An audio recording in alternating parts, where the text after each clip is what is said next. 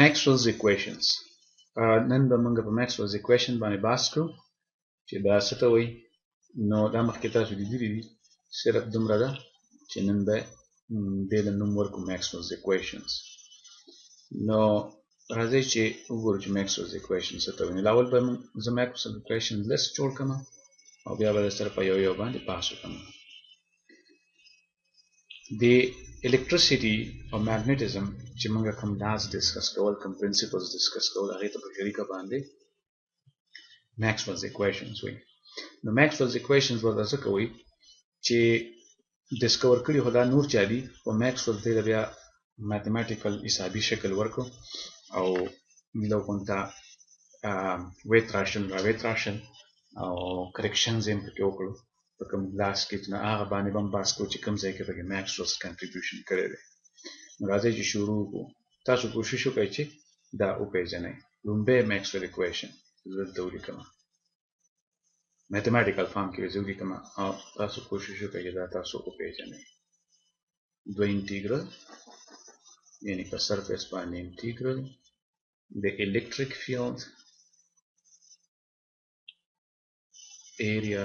ورسره ملټیپلای کا، ډاټ پروډکټ واخله، دا برابري په یو closed surface باندې د electric field integral یعنی د electric flux برابري چې څومره چارج راګیر شوی دی په هغه surface کې او په یو کانسټنټ باندې وویشه، دا د اپسایلن 0 وایي. اپسایلن 0 دا یو نیچرل کانسټنټ دی، د مخکې مونږ ویلو لیکلې وه. نو تاسو ماته دا ووایئ چې د دې لا څه نوم دی. دا زموږ لومبۍ Maxwell equation دی. دا ډسکور کړی چا؟ ګاوس. دا د ګاوس لا ده، خو دویم نوم یې دی لومبۍ Maxwell equation. صحیح شو؟ دویم ډبل انټیګرل واخلو مونږه په یو سرفیس باندې، کلوز سرفیس باندې د میګنیټیک فیلډ. نو دا به څه برابري؟ نو تاسو به وایئ چې د electric field او د magnetic field ترمنځ یو قسمه سیمیټري ده. د electric flux د closed surface نه چې کوم دی نه برابر دی چې په هغه surface کې څومره چارج دننه راګیر دی او په اپسایلن 0 باندې ویشلې. نو د magnetic field لپاره چې موږ سره کوم کانسټنټ دی هغه دی میو 0 او دا به بیا موږ ملټیپلای کړو په magnetic charge باندې، خو په نیچر کې magnetic charges نشته دی څنګه چې موږ سره electric charges دي. نو دا 0 شو. د دې مطلب دا شو دې له موږ نوم نه دی ورکړی. دا پکې یو داسې لار ده چې د دې نوم نشته دی. د magnetic flux چې کوم دی د یو closed surface نه هغه همیشه 0 وي. نو دې ته زه ته ووایم چې دا یو بې نومه equation دی. نو دا دویم Maxwell equation دی. د دې نوم دی Maxwell equation او دویم Maxwell equation. دریم Maxwell equation په دې به تاسو سره بحث وکړم چې ولې د magnetic په یو باندې بیا بحث وکړو دوباره لږ. دریم Maxwell equation چې دی نو هغه زه دلته لیکم او تاسو یې وپېژنئ. که موږ magnetic field راواخلو او د هغه انټیګرل واخلو په یو لاین باندې، خو یو داسې لاین باندې چې هغه لاین یو لوپ جوړوي، کلوز لوپ، نو د هغه به برابري میو ناټ ځلې د دغه ګردینۍ نه چې څومره کرنټ پاس کېږي، د بجلۍ تار چې تیر شوي، دغه ګردینۍ چې څومره کرنټ نه راتاوي د میو ناټ ځلې دغه کرنټ برابري. دې ته موږ کرنټ انسرکلډ هم ورته ویلی شو، کرنټ انکلوزډ هم ورته ویلی شو. نو دا مو وپېژنده. د چا ډسکور کړی و؟ دا د امپیرز لا، دې باندې موږ بحث کړی او دویم نوم یې دی دریم Maxwell equation. دا یې بل نوم دی. دا لا پوره نه ده. دا لا چې کوم ده په دې کې Maxwell چې کوم دی نو هغه کنټریبیوشن کړی دی، هغې ته وایي Maxwell correction. Maxwell چې په دې کې کوم کریکشن کړی هغې له به راځو. څلورمه لا equation به ولیکم د Maxwell او تاسو وپېژنئ. دا به کېدی شي دا تازه دی، دا به تاسو ته یاد وي. که منګه magnetic flux راواخلو close surface نه magnetic flux ته close surface نه همیشه زیرو اخو دا شو magnetic flux راواخلو د یو open surface نه او دغه magnetic flux مونږه ریټ معلوم کو د بدلون د یو surface نه magnetic flux چې تیریږي او د هغې مونږه ریټ معلوم کو د بدلون نو دا برابري د یو EMF چې په هغه باونډري کې انډیوس شوی دی پیدا شوی دی کومه باونډري چې دغه سرفیس نه راتاو ده دې ته وایي د دې نوم دی فیرډیز لا دا یو نوم دی او ماډرن یا نوی نوم دی څلورم میکسویل اکویشن نو دا څلور میکسویل اکویشن دی نو تاسو ته ما وویلې چې په دغه درېیم میکسویل اکویشن کې کوم چې امپیر لا ده دا د امپیر نه نیمګړې پاتې شوې ده دا مونږ ته په دې وخت کې پته نه لګي خو اوس ته به تاسو سره زه په دې رښتینولي وکړم چې دې کې نیمګړتیا څه ده میکسویل دا خبره معلومه کړې وه او دا ډېر کروشل یا ضروري کریکشن دی چې میکسویل کړی دی د دې وجې د دې لاس خو بل چا معلوم کړي دي خو د دې ټول لاس ته په شریکه دې لیست ته میکسویلز اکویشنز وایي ME Maxwell's equations صحیح شو اوس په دې لا کې څلورمه لا کې کومه فیرډیز لا چې موږ ډسکس کړی وو مثالونه مې اوس دي دا به هم لږه غونته بدلې لیکو او نو دې کې به لږ بدلون راولو څلورمه لا کې او دغه درېیمه لا کې چې کوم دی د نمبر لا کې په دای کې خو دې کمې ده سره نه کمې پکې میکسول پوره کړی هغې باندې به بحث کوو راځئ چې په دې اولمپي لا تاسو ته یاده کړم چې دا ګاوس لا څه وایي ګاوس ویلیو چې که ته داسې یو ساکر بال واخلې د فوټبال په شکل کې یو سرفیس واخلې کلوز سرفیس واخلې نو او په دغه سرفیس باندې د انټیګریشن وکړو د الکتریک فیلډ یعنی فلکس دې معلوم کو د دې سرفیس نه الکتریک فیلډ ترې راوځي یا ورننوځي هر څه چې کېږي مثال په توګه راوځي یعنی دا دوه انټیګرل چې زه ولیکم د دې مطلب دی چې دا یو انټیګریشن دی چې په 2 ډایمنشنل سرفیس باندې یعنی ځکه مې ډبل انټیګرل لیکلی دا برابري چې په دې سرفیس کې دننه څومره چارج راګرځي کیو که په منځ کې پروت دی د دې سفیر او په یو طرف ته پروت دی او دا سفیر ضروري نه چې سفیر دا باکس هم کېدی شي خو چې کلوزډ سرفیس وي چې څوک ته بار پاتې شو هغه دننه نشي ننوتی څوک پکې دننه ګیر شو بار نشي راوتی تر څو پورې چې سرفیس شلولی نه نو دا وایي چې دا انټیګرل خو به ګران وي خو ګاوس موږ له جواب راکړو چې انټیګریشن کولو ته ضرورت نشته دا به همیشه برابر وي څومره چارج چې پکې دننه پروت دی په اپسایلن 0 باندې ویشلی او اپسایلن 0 چې کوم دی دا یو کانسټنټ دی د نیچر او د ده ویلیو وه 8.85 ځلې 10 طاقت منفي 12 او په د SI یونټس کې نو دا خو ګاوس لا ده په دې باندې تاسو زما ویډیو کتلی شئ که چې ما مثالونه مو ورکړي دي بحثونه مې کړي دي نو دا لومړی میکسویل اکویشن دی د دې باندې به نور بحث نه کوو راځئ اوس راشو دې دویم میکسویل اکویشن ده دا به لږ تاسو ته نوی دا و چې که د میګنیټیک فیلډ فلکس موږ واخلو په یو کلوز سرفیس باندې میګنیټیک فیلډ راواخلو او د هغه انټیګریشن وکړو په یو سرفیس باندې خو داسې سرفیس چې کلوز دی یعنی یو فوټبال دی د هغه په سرفیس باندې او یا یو باکس دی د هغې په سرفیس باندې په سرفیس باندې دننه به ننوځي نو په دې سرفیس باندې چې موږ انټیګریشن وکړو د دې باکس کلوز باکس یا د دې سفیر نو د دې همیشه ریزلټ 0 راځي د میګنیټیک فیلډ لپاره د هغې څه وجه ده د هغې وجه دا ده چې تاسو ته ما ویلي چې میګنیټیک فیلډ لاینز چې کوم دي هغه همیشه کلوز لوپس جوړوي نو که دې سرفیس ته میګنیټیک فیلډ یو پیره ننوځي نو دا به همیشه واپس راوځي نو میګنیټیک فیلډ لاین چې کومي دننه به روانې اخره کې بیا ځکه چې دا به کلوز لوپ جوړوي د کلوز لوپ جوړولو لپاره دا به یو پیره ننوځي او یو پیره به راوځي اوس نو د یو پیره کنټریبیوشن چې کوم دی نو نیګیټیو دی یعنی بی دا ډي ای په دې پوینټ باندې داسې وګڼئ چې نیګیټیو دی ویلیو د -1 مثال په توګه او دلته پازیټیو دی فلکس نه نوځي یا دلته +1 دی فلکس راوځي او دلته نیګیټیو 1 دی دغسې که یو بل لاین دی د هغې کنټریبیوشن به یو ځل پازیټیو وي او یو ځل به نیګیټیو ځکه چې خامخا واپس راوځي سمه ده نو magnetic field B field close loopy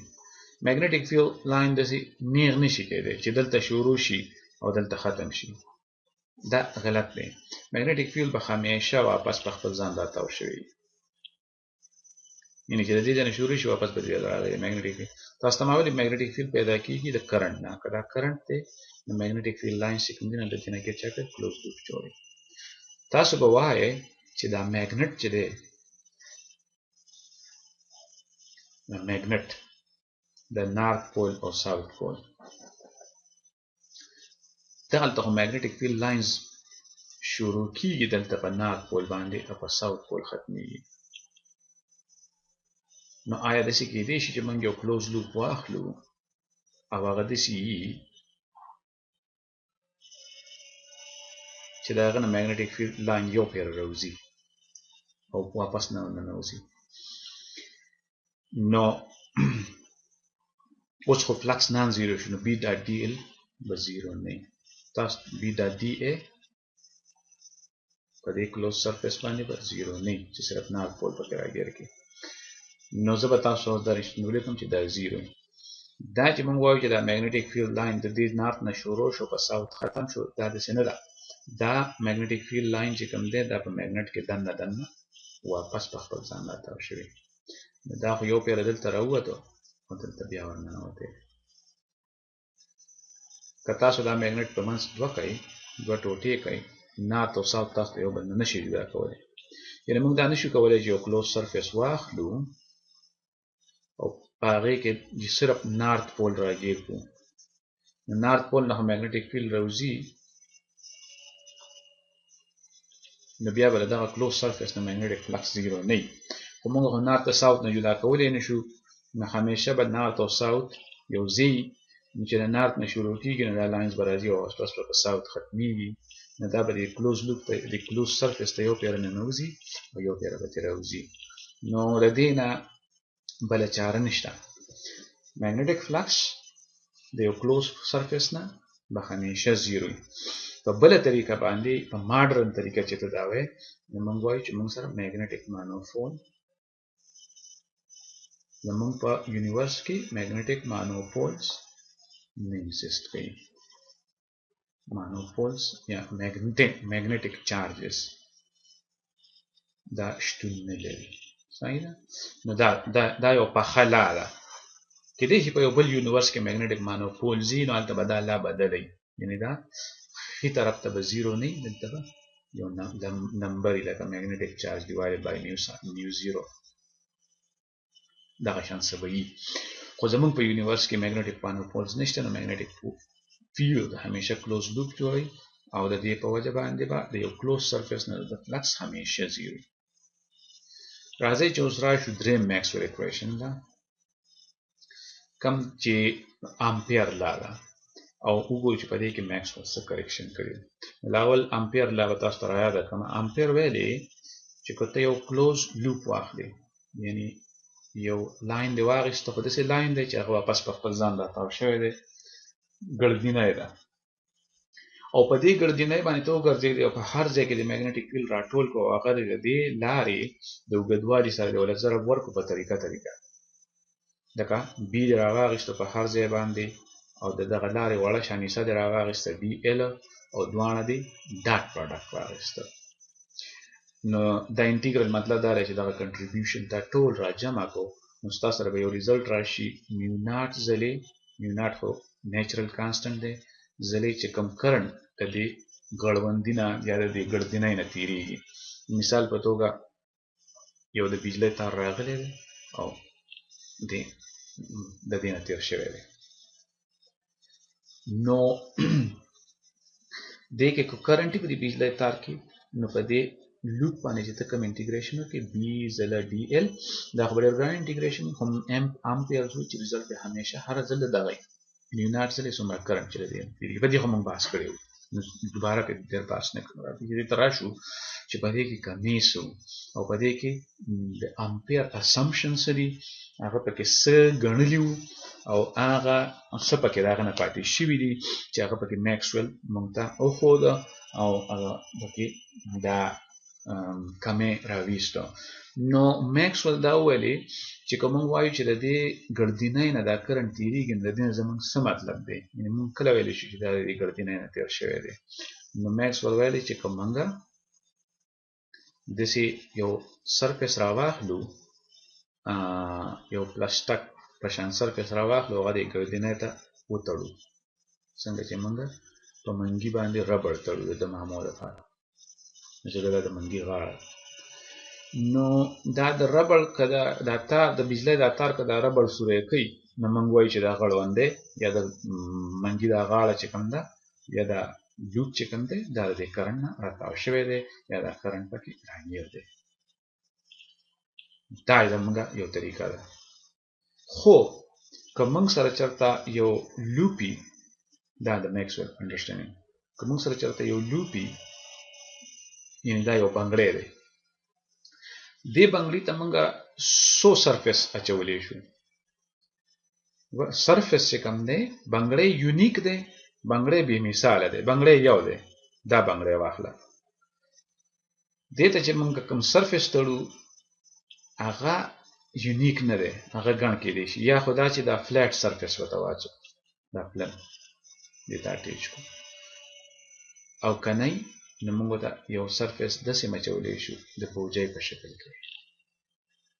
دا سرفیس هم ورته ځوړندولی شو تر څو پورې چې باونډري یونیک ده نو سرفیس فرق نه غورځوي داسې وګڼئ چې که زه یو بنګړی راواخلم او هغه زه د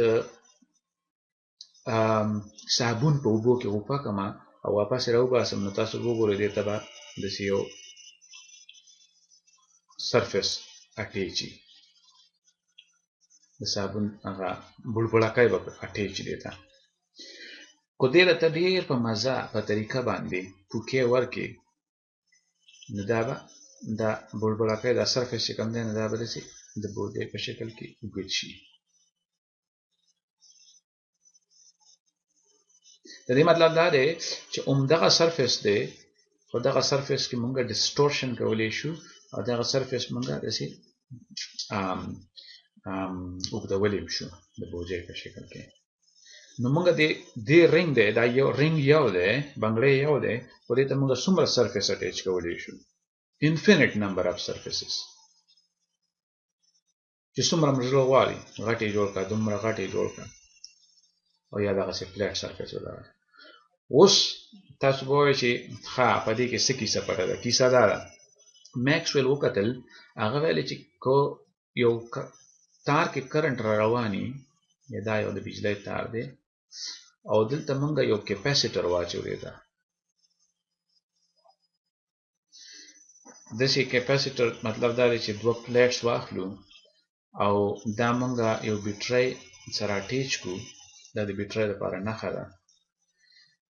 نو که موږ دا بنګړی دلته واخلو د دې تار نه ګیر چاپېره او موږ ووایو چې دې بنګړي دا تار راګیر کړی دی نو دا خبره به صرف صحیح که موږ یو داسې سرفیس واخلو چې هغه دا تار یې سوری کوي یعنې دا سرفیس نو د دې سرفیس په حساب که ورته ګورو نو موږ وایو چې او د بجلۍ دا تار چې کوم دی دلته د بجلۍ دا تار چې کوم دی دا د دې بنګړي راګیر کړی دی ځکه چې دا سرفیس د بجلۍ دا تار چې کوم دی نو دا سرفیس سوری کوي خو که موږ دې بنګړي ته دا سرفیس واچو نو دا سرفیس نه دا تار په دې ځای باندې ختم شوی دی کیپاسیټر باندې چارج جمع کیږي په دې علاقه کې کرنټ نشته دی د دې سرفیس نه کرنټ نه تېرېږي نو بیا موږ دا نشو ویلی چې دا کرنټ یې بنګړي راګیر کړی خبره څه شوه؟ خبره دا شوه چې موږ وایو چې یو بنګړی دی او هغې کرنټ راګیر کړی دی، هغه د کرنټ نه ګیر چاپېر تاو دی. نو دا په دې پورې اړه لري چې دې بنګړي ته ته کوم قسمه سرفیس اټیچ کړې.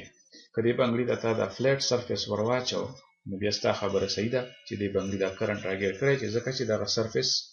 د دې تار د دغه سرفیس نه پورې راپورې وځي. خو که دې بنګړي ته تا داسې غټ بل سرفیس واچو چې د هغې نه دا تار پورې راپورې نه وځي نو بیا موږ دا نشو ویلی چې دې بنګړي دا تار راګیر کړی. صحیح ده؟ نو د میکسول مطلب دا و چې که د دې سرفیس په حساب ورته ګورو نو بي ډاټ ډي ایل خو برابر دی ځکه چې په دې تار کې کرنټ دی نو بي ډاټ ډي ایل د امپیر لا وایي چې دا میو ناټ ځله آی دی. خو د دې سرفیس په حساب ورته ګورو یعنې د دې سرفیس په حساب په موږ سره دغه راځي ځکه د کرنټ روان. خو که د دې سرفیس په حساب ورته ګورو نو بیا دې بنګړي کرنټ نه دی راګیر کړی نو دا خو شو زیرو. نو کنټراډکشن پیدا شو. دې بنګړي خو یا کرنټ راګیر کړی یا نه دی راګیر کړی.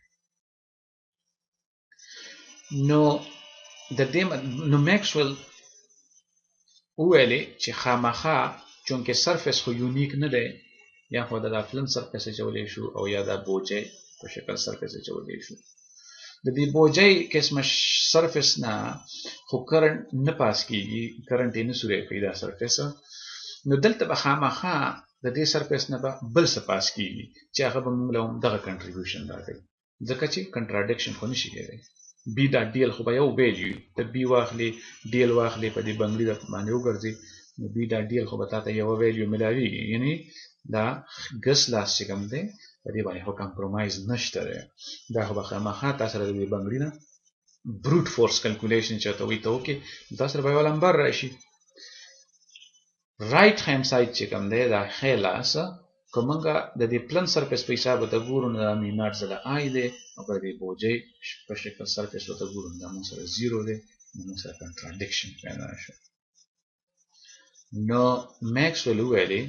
چې بیا هغه څه شی دی چې د دې بوجۍ قسمه سرفیس نه تېرېږي. نو هغه ویلې چې د دې کیپاسیټرز په منځ کې الکتریک فیلډ دی ځکه چې پازیټیو چارج او نیګیټیو چارج الکتریک فیلډ پیدا کوي. نو دا بوجۍ سرفیس چې کوم دی کرنټ خو دا نه سوری کوي، کرنټ یې نه سوری کوي خو الکتریک فیلډ یې سوری کوي. اوس که الکتریک فیلډ د یو سرفیس نه تېرېږي نو موږ ته پته ده چې بیا موږ سره الکتریک فلکس جوړېږي. د څومره سرفیس نه د دې سي نه تېرېږي الکتریک فیلډ. نو هغه وویلې چې د دې الکتریک فلکس نه به موږ سره پکار ده چې دغه میو ناټ ځلې آی راشي دلته چې کوم زیرو دی د دې په ځای. راځئ چې دا لږ تصویر صفا کړو. خبره دا ده که موږ کیپاسیټر واخلو، دا مشهور کیپاسیټر پرابلم دی چې میکسول په خپل حساب کتاب کې ډسکس کړی کله چې هغه دا میکسولز ایکویشنز تیارول. نو په هغې کې دی دا وایي چې په یو تار موږ واخلو او هغه یې د بیټري واچو او دې تار کې موږ کیپاسیټر لرو یعنې دوه پلیټس د اوسپنې. نو دا بیټري به چې کوم دی د دې په ذریعه باندې به په دې تار کې کرنټ ګرځي او هغه کرنټ چې کوم دی نو هغه به په دې پلیټ باندې ختمیږي ځکه چې دې پلیټ باندې به پازیټیو چارج جمع کیږي او په دې پلیټ باندې به نیګیټیو چارج جمع کیږي. نو په دې منځ کې به ګیپ دی، اوپن سرکټ دی، دغه نشته دی، کرنټ به نه وي. سمه ده؟ نو میکسول وویلې چې که زه یو بنګړی واخلم دلته کوم چې د امپیر په لا کې په کار راځي بنګړی، نو دا بنګړی د دې کرنټ نه راتاو دی خو د دې سرفیس په حساب باندې ځکه چې دا کرنټ دا سرفیس سوری کوي. خو د دې سرفیس په حساب باندې دا بوجۍ قسمه سرفیس چې کوم دی د دې په حساب باندې دا بنګړی د دې کرنټ نه. خو په دې بنګړي چې زه د بي او د دې بنګړي د اوږدوالي انټیګریشن وکړم دا خو به ماله یو نمبر راکړي. که د دې پلن سرفیس په حساب ورته ګورم نو دا به راکړي ماله میو ناټ ځله آی. کله دې بوجي په شکل سرفیس په ذریعه ورته ګورم نو دا به ماله 0 راکوي خو 0 په کار نه ده راکوي ځکه دا خو یو لمبر دی لکه دا د دې ویلیو 10 ده د دې ویلیو 10 ده دا خو هماغه لمبر دی نو دا به ماله نان 0 نمبر په کار راکوي د دې بوجي قسمه سرفیس نو د دې بوجي قسمه سرفیس نه خو کرنټ نه تیریږي یو پورې راپورې خو ته کرنټ نه وځي نو بیا هغه څه شی دی چې د دې سرفیس نه تیریږي نو که مونږ په غور وګورو د دې کیپاسیټر پلیټس په منځ کې چې کوم دی الیکټریک فیلډ دی د پازیټیو پلیټ نه شروع کېږي په نیګیټیو پلیټ ختمېږي نو د دې الیکټریک فیلډ لپاره کومه کوانټیټي ده چې مونږ یې کلکولیټ کولی شو کله چې دا سرفیس نه تیریږي نو هغه وویلې چې د الیکټریک دلته زه ډیریویشن نه کوم تاسو سره صرف ریزلټ در کوم خو تاسو سره دا ریشنوري کوم چې میکسول داسې معلوم کړو میو ناټ اپسایلون ناټ ځلې د الیکټریک فلکس چې کوم دی الیکټریک فلکس دا داسې دی چې دا به هم د بی ډاټ ډي ال برابر وي خیالم دی دا هم بی ډاټ ډي ال دی او دا هم بی ډاټ ډي ال دی یو لمبر دی یعنې که دا لس دی دا هم لس دی دلته دی ماته ملاویږي د میو ناټ ځلې آی نه دغه لس خو چې زه د پلن سرفیس ته ګورم میو ناټ ځلې آی کله چې زه د بوجنګړۍ قسمه سرفیس ته ګورم د غټ سرفیس ته نو دا میو ناټ ځله آی خو ما سره نشته خو د میو ناټ ځله د دې کوانټیټي نه بیا دی راځي او دا کوانټیټي چې کوم ده دا د اپسایلون 0 ځله د ریټ اف چینج اف الیکټریک فلکس نو میکسویل ویلې چې امپیر لا کې کمی دی امپیر لا مونږه امپیر لا به داسې لیکو چې که کلم د یو بنګړي د یو ګردینۍ باندې ګیر چاپېر مونږ تاو شو او د هغه ګردینۍ د اوږدوالي او د هغه ګردینۍ په هر پوینټ باندې چې کوم میګنیټیک فیلډ دی د هغې مونږه ډاټ پروډکټ واخلو په دغه کلوز لوپ باندې نو دا به همیشه برابري میو ناټ ځلې آی که کرنټ د دغه ګردینۍ نه تیریږي داسې خو ورسره به دا برابري د میو ناټ ځلې داسې وګڼئ چې دا میو ناټ ځلې آی دی او دلته میو ناټ ځلې اپسایلون 0 डी بائی D T ای डी اے دا ای डी اے چې کوم دی دا الیکټریک فلکس دی یعنی که د دې ګردینۍ یو کرنټ راګیر کړی نو خو به دا ټرم موږ سره پکاري او که د دې ګردینۍ دا سرفیس چې کوم دی د دې نه چېرته الیکټریک فیلډ پاس کېږي نو هغه هم په دې دغه کې ونډه لري په دې انټیګرل کې خبره نازکه ده سوچ به تاسو ته کوئ هر یو شی دلته ویل ګراني خو تاسو ته سوچ کوئ که الیکټریک فیلډ تیریږي د دې سرفیس نه نو دا کنټریبیوشن چې د ګردینۍ باندې د بی ډاټ ډي ال ته کوم کنټریبیوشن راټولې دا انټیګرل په دې کې دوه شیونه کنټریبیوشن کوي یو خو هغه د بجلۍ تار چې د دې نه پاس شوی دی هغه په دې کې کنټریبیوشن کوي په دې بی ډاټ ډي ال کې او که ورسره چېرته الیکټریک فیلډ پاس کېږي د دغه سرفیس نه نو هغه هم کنټریبیوشن کوي خو الیکټریک فیلډ هله کنټریبیوشن کوي چې هغه الیکټریک فیلډ کې بدلون راځي یعنی د هغه په فلکس کې بدلون راځي دا ځکه دا डी بائی D T ریټ اف چینج د الیکټریک فلکس چې کوم دی دا ضروري دی نو دا میکسویل اکویشن شو دریم کریکشن سره څلورم میکسویل اکویشن چې کوم دی هغه د فیرډیز لا نو فیرډیز لا ما تاسو ویلې چې دا به زه په بدل شکل کې ولیکم او تاسو سره به رښتینولي وکړم چې بدلون پکې څه دی ولیکو نو فیرډیز لا دا وه چې کله مونږه د میګنیټیک فیلډ فلکس واخلو په یو اوپن سرفیس باندې کلوز سرفیس نه ینه دوه انټیګرل مې وکړو ګردینه مې تاو نه کړه د دې مطلب دا شو چې دا اوپن سرفیس دی تاسو ته پته ده چې په کلوز سرفیس باندې میګنیټک فلکس زیرو نه خبره ختمه شوه نو اوپن سرفیس نه چې کوم میګنیټک فلکس تیریږي هغه برابري د هغه سرفیس چې کومه باونډري ده په هغې کې څومره EMF انډیوس شوی دی خو فلکس نه ریټ اف چینج اف فلکس دی بای ډي ټي صحیح شو د دې مطلب دا دی چې که ته یو سرفیس واخلې دا یو سرفیس واخله او د دې سرفیس نه میګنیټک فیلډ پاس کیږي یو څو لاین به واخلو نو او دا میګنیټک فیلډ بدلیږي د مثال په توګه نو د دې د بدلون سره د میګنیټک فیلډ چې کوم دی د یو فلکس دی د دې سرفیس نه تیریږي او دغه میګنیټک فیلډ چونکې بدلیږي نو دغه فلکس بدلیږي نو د دغې چې مونږ ریټ اف چینج معلوم کړو نو دا به برابر وي د یو EMF د یو voltage چېرته پیدا کېږي د دې سرفیس چې کومه باونډري په دې پوله کې پوهېږي نه EMF پیدا کېږي voltage پیدا کېږي دې باندې مونږ بحث کړی دی اوس زه وایم چې دا زه لږ بدل لیکم او هغه دا دی چې EMF مونږ دې ته وایو چې دا برابري چې کله مونږ یو الکتریک فیلډ واخلو او هغه الکتریک فیلډ مونږ انټیګریټ کړو د یو پوینټ نه بل پوینټ ته پورې نو مونږ وایو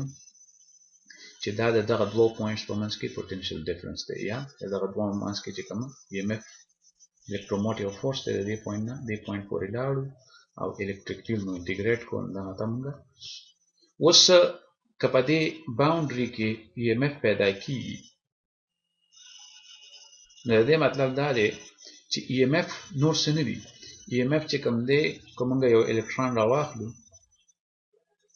او هغه یو پیره په دې لاین باندې تاو شي نو په هغې باندې څومره کار کوي نو دغې ته EMF وایي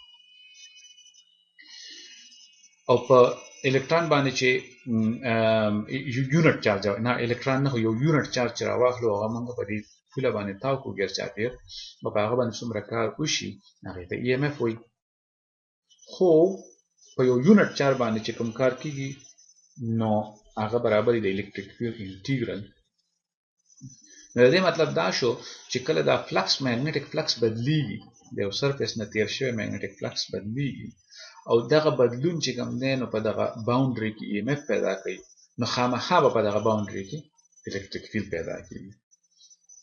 دا یو نوې خبره ده دا یو داسې الکتریک فیلډ دی چې که د ده مونږ انټیګرل واخلو د دې پوینټ نه واپس دې پوینټ ته پورې ګیر چاپېر په دې باونډري باندې نو زه به دلته ورته داسې ګردینی اټیچ کړم چې د دې الکتریک فیلډ انټیګرل چې کوم دی دا هم د EMF برابر دی خبره به لکه صفا کړم دلته فیراډیز وایي چې که کله مونږ یو لوپ واخلو راځئ د لوپ نه به شروع وکړو او دا لوپ د یو سرفیس اټیچ کړو او د دغه سرفیس نه میګنیټک فیلډ تیریږي دلته تاسو ته په اسانه سره هم خبرې پکې نور هم ډېرې دي نور ډېر هم بحث هم پکې دی خو دلته دا پوره ده که دلته یو میګنیټک فیلډ د دې سرفیس نه تیریږي او په دې میګنیټک فیلډ کې بدلون راځي نو د دې مطلب دا دی چې د دې سرفیس نه چې کوم فلکس تیریږي د میګنیټک فلکس د ریټ اف چینج چې کوم دی د دې میګنیټک فلکس د دې سرفیس نه چې کوم تیریږي دا به برابر وي د EMF چې کوم په دې پوله کې پیدا شوی دی په دې ګردۍ پوله کې دغه EMF به د دې هم برابر وي چې کوم الکتریک فیلډ پیدا شوی دی په دغه پوله کې یعنې خبره دا شوه کله چې میګنیټک فلکس بدلیږي د یو سرفیس نه تیر شوی میګنیټک فیلډ کې بدلون راځي نو د هغه سرفیس په پوله کې په باونډري کې الکتریک فیلډ جنریټ کیږي پیدا کیږي مطلب دا شو چې د میګنیټک فیلډ د بدلون سره دا لازم چونکې دا دواړه یو شی دی دا به زه داسې ولیکم فیراډیز لا دا یو تاسو ته یو کروشل سټیټمنټ وایم چې فیراډیز څه معلوم کړه او معلوم کړه چې کله میګنیټک فیلډ بدلیږي د یو سرفیس نه تیریدونکی میګنیټک فیلډ بدلیږي یعنی د یو سرفیس نه تیریدونکې میګنیټیک بی ا نو هغه برابري په دې کې موږ سره نیګیټیو ساين دی چې معنی یې شوی هغه برابري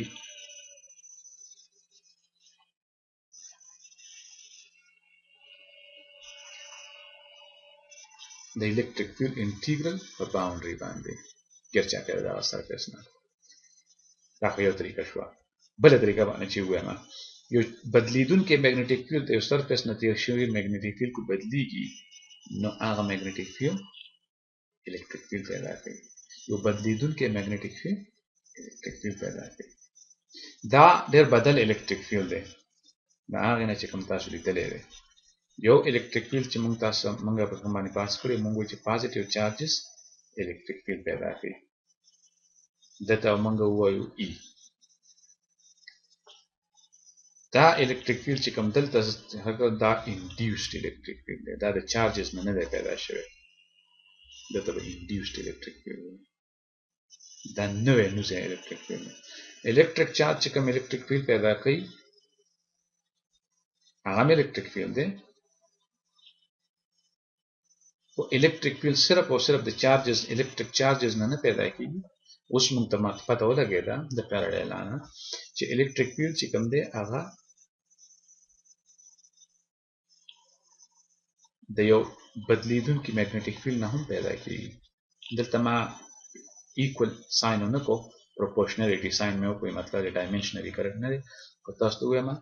چې یو بدلیدونکي میګنیټیک فیلډ چې کوم دی هغه الیکتریک فیلډ پیدا کوي نو اوس تاسو ته دا معلومات شو چې الیکتریک فیلډ چې کوم دی په نیچر کې هغه په دوه طریقې پیدا کیږي یو خو تاسو سره الیکتریک چارج زی پروټون زی الکترون زی میون زی تاوان زی هر قسم چارج پارټیکلز دا سره نو هغه ته په یو ځای کې د ناغي به الیکتریک فیلډ پیدا کوي که تاسو سره چارجز نه نو بیا به څنګه الیکتریک فیلډ پیدا کوي بیا به یو میګنیټیک فیلډ پیدا کوي او هغه میګنیټیک فیلډ کې بدلون راولي دا هغه میګنیټیک فیلډ د بدلون سره به په خوا او شا ریجن کې الیکتریک فیلډ پیدا کیږي الیکتریک فیلډ پیدا کولو دوه طریقې دي اوس دا یو الیکتریک فیلډ دی او دا الیکتریک فیلډ دی کوم چې چارجز پیدا کړی دی نو تاسو به وایئ چې دواړه ولې الیکتریک فیلډ څنګه موږ ته پته لګي نو موږ ته پته داسې لګي که ته یو چارج راواخلې یو پروټون دې راواخیسته او هغه دې دلته کېښودو پروټون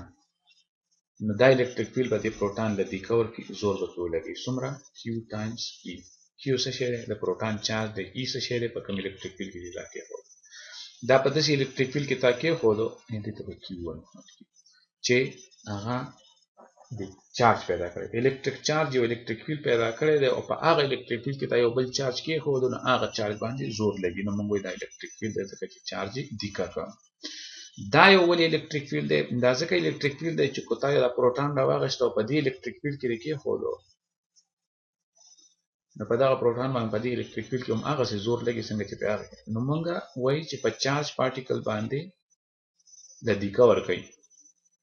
نو په دې وجه دا دواړه الیکتریک فیلډز دي خو یو الیکتریک چارج نه پیدا شوی دی او یو د بدلیدونکي میګنیټیک فیلډ نه پیدا شوی دی دې خبرې ته خیال کوئ ښه نو د دواړو اوریجن بدل دی دا الیکتریک فیلډ چې کوم دی دا الیکتریک چارج پیدا کړی دی او دا الیکتریک فیلډ چې کوم دی نو دا یو بدلیدونکي میګنیټیک فیلډ پیدا کړی دی دواړه الیکتریک فیلډ دي ځکه چې دواړه فیلډ چې کوم دي نو په یو چارج باندې زور لګوي خو فرق پکې څه دی فرق خو هم پکې هماغه فرق پکې دا دی چې د چارجز نه کوم الیکتریک فیلډ پیدا شوی دی یو مقعد پیور چارج به راواخلو کیو او دلته کیو نو دی به الیکتریک فیلډ پیدا کوي دې الیکتریک فیلډ موږ وایو چې دی کنزرویټیو دی دې له به راځي کنزرویټیو څه دی کله چې د یو بدلیدونکي میګنیټیک فیلډ نه زه به دلته یو میګنیټیک فیلډ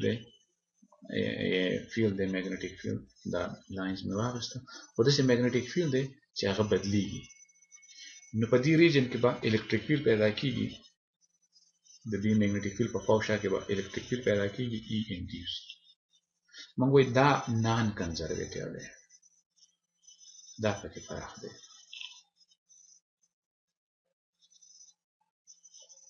فرق پکې شته دوه الیکټریک فیلډ کې دا الیکټریک فیلډ کنزرویټیو دی دا یو نان کنزرویټیو دی مطلب دا شو کنزرویټیو ته موږ ځکه وایو چې په دې الیکټریک فیلډ کې که ته یو الکترون راواخلې او هغه الکترون دې راواغېسته او د دې ځای نه دې روان کړه واپس دې دې ځای له راوسته نو په ده چې څومره ټول کار وشي هغه به د زیرو برابر وي په دې الیکټریک فیلډ کې یو الکترون راواغېسته او هغه دې واپس خپل ځای له راوسته نو په هغه چې کوم کار وشي هغه به یو نان زیرو نمبر وي سمه شوه کنزرویټیو فیلډ هغې ته وایي چې په هغې کې ته په یو ګردۍ دایره کې تاو شي او په یو څیز باندې څونه کار وشي او هغه زیرو وي د مثال به ته وایي تاسو ته پته ده ځمکه به راواخلو ځمکه چې کوم ده ګریویټیشنل فیلډ پیدا کوي جی او په ګریویټیشنل فیلډ کې که موږ یو باکس راواخلو یا یو مڼه راواخلو هغه د دې ځای نه دې ځای ته واپس راولو نو په ګریویټیشنل فیلډ کې چې د ګریویټي په وجه باندې چې په دې څومره کار کېږي نو هغه زیرو برابر ته واپس خپل ځای ته راشي نو موږ وایي ګریویټیشنل فیلډ چې کوم دی کنزرویټیو دی دغسې د الیکټریک چارجز نه چې کوم الیکټریک فیلډ پیدا کېږي هغه کنزرویټیو دی خو هلته موږ مڼه نه تاوو ځکه چې الیکټریک فیلډ زور په الیکټریک چارجز باندې لګوي نو موږ یا الکترون یا پروټون راواخلو هغه په یو دایره کې تاو کړو او چې په هغه باندې د الیکټریک فیلډ د لاسه کم کار شوی هغه به زیرو وي نو موږ وایي دغه الیکټریک فیلډ کنزرویټیو دی خو که دغه الکترون موږ ګیر چاپیر په یو ګردۍ دایره کې تاو کړو په داسې یو الیکټریک فیلډ کې چې هغه د یو بدلیدونکي میګنیټیک فیلډ نه پیدا شوی دی نو په هغه باندې ټول ټال کار زیرو نه وي برابر د دې وجې یعنې کله چې موږ په یو چارج باندې په یو یونټ چارج باندې ګیر چاپیر په دې دایره کې وګرځو نو موږ ته نان زیرو نمبر راکړي او هغې ته موږ وایو EMF induced نو په اخره کې به زه دا میکسویلز اکویشن په کره فارم کې دوباره ولیکمه او بیا به تاسو سره په دې باندې بحث وکړم چې په دې کې به مخکې موږ څه کوو نو میکسویلز اکویشن زه به ورته ME ووایم میکسویلز اکویشنز دا شو لومبی میکسویل اکویشن چې کوم دی هغه خو ګاوس لا ده چې الیکټریک فلکس چې کوم دی کله د یو کلوز سرفیس نه تیریږي دا به سره زه وایم چې تاسو ته یاد شي دا انټیګرل دوه انټیګرل او بیا